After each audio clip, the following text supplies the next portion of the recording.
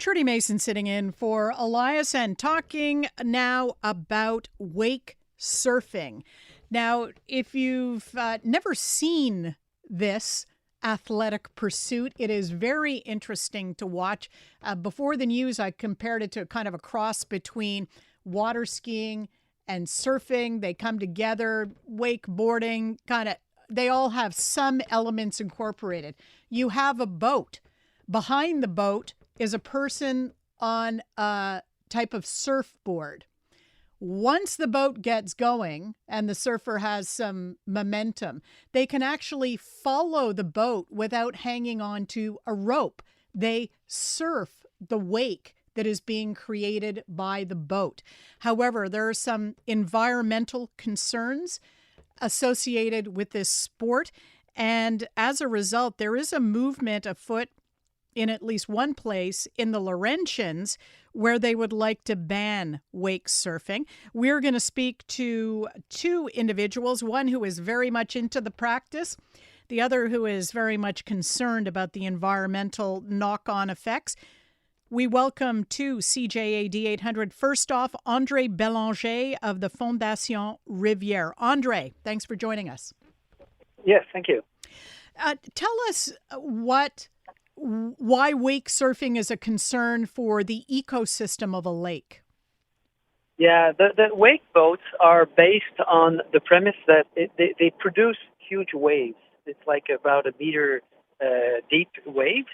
And producing these waves, it accelerates erosion, and it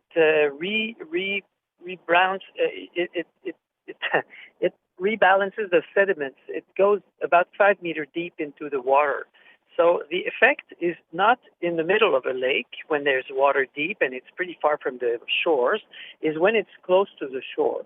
So I've seen wake boats on Lake Archambault, for example, and the practice is well done because they are doing this in the middle of the lake, pretty far, and there's no impact on the environment.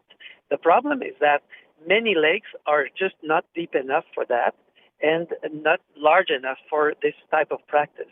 So this is a huge concern because it will accelerate the aging of lakes. It rebras the sediments, and it brings more algae consequences because it brings phosphorus on the surface. Is that how the aging of a lake is defined? How does a lake age? Yeah, actually, a lake is a temporary state between water and forest. So it's going towards a forest. It would be because there's a lake, there's a swamp, there's a forest. So putting more phosphorus in the water and having more erosion will bring us closer to the swamp and to the eventual forest. It's a natural process that takes a few hundred years. We agree.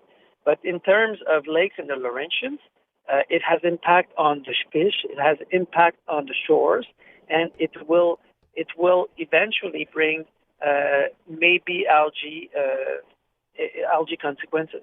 What is the recommendation there of the Fondation Riviere? Would you be looking for a blanket ban on wake surfing or just in the lakes that are not suited for it? Yes, this is what we believe. We have to take into consideration what's best for the lake and and how do we manage our usages around that. So in this case, it's not banning wake surfing, not at all. It's saying, okay, some lakes are good or available or suitable for that, and others are not. So this is how we approach it, and we're not it's scientific studies. They've been studying University of Montreal. Have been studied 3 lakes with wake boats, and they found out that the limit should be 300 meters from the shore and 5 meter deep minimum. So maybe the 300 meter could be negotiated, but the 5 meter is if you do it with under 5 meter, you are not helping your lake. You're bringing problems. André Belanger of Fondation Riviere, thank you very much for your time. Thank you. We welcome now Pierre Plouffe of the Saint-Adolphe-d'Howard, Pierre Plouffe in Tremblant, world champion water skier himself.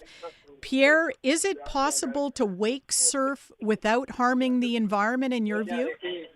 I think that Mr. Belanger just answered yourself. There's a study of 300 meters and another study of 200 feet. 200 feet is 60 meters. As far as I'm concerned, I don't see why you'd practice a sport within 60 meters. I think that 200 meters, or just like he said, 300 meters could be negotiated. If the lake is not wide enough, it's obvious that it does damage the shore. But mind you, the ice damages the shore. Whatever the nature is doing is damaging the shores right now. As practicing the sport itself, I think that obviously a lake that's not deep enough, it's not even fun actually, because the wake changes. The wake is not as big, obviously, because I know practicing my own sport, if I trick skiing, I'd rather trick on a deeper lake than another deep lake, because it cuts on the wake. So that's the first thing. And when he says 5 meters, I think that you shouldn't even think of practicing any kind of sport within 10 to 20 meters of water. That's the first thing. So I don't think that should be banned. People should be taught how to use a boat intelligently, security-wise, and in the respect of the neighborhood. Everybody has respect. We live in a society, so everybody should respect each other, meaning that you shouldn't practice any kind of water activities by any shores, or you shouldn't practice either water skiing, wakeboarding, or wake surfing close to any shores. Is it possible, Pierre, to also, you're talking about, negotiating the distance away from the shore and the depth of the water to make it environmentally safe. Is also the weight of the boat negotiable? Because I understand that wake surfing boats tend to have more ballast in them because the heavier boat generates a bigger wake for the participant to surf. Yeah, the ballast are not part of most of the boat nowadays. They sort of have a kind of a gadget on the side of the boat that creates a wave. The boat is heavy enough by itself.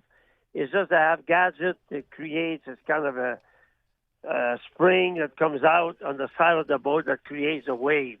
So the wave is not created by the weight as much as those new gadget technology as in any sport has been evolving to the iPhone 8 that I had was not very at par lately. When the iPhone 16, I got the iPhone 15. The next day there was iPhone 16. So, but the technologies go so fast that you don't need those ballasts anymore.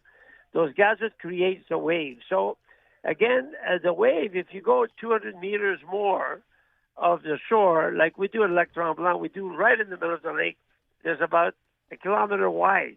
So by the time the wave gets to the shore, it's dead. It doesn't exist anymore. The other thing is, I said yesterday on TV, that, when I see a bunch of people, youth of any ages, and because activities, sport activities, or any kind of activities creates health, and healthy body has healthy mind. So I would like the city that like to ban it to sort of have not a debate, but an exchange where we can do it intelligently, like I said, securely. Like some lakes are even banned water skiing. So now there's no more water activities being pulled by a boat. But you can have your pontoon and go at 50 miles per hour in the lake and have a cocktail. So what makes sense? I think what you're saying is there's area for compromise to address both concerns, the issue of getting people out and active and enjoying the water and the outdoors, and the concern for the environment. Thanks very much for the interview, Pierre. I appreciate it. The compromise would be the one thing to do, I think. Thank you for receiving me on your station. Pierre Plouffe of the Centre Nautique, Pierre Plouffe in Tremblant.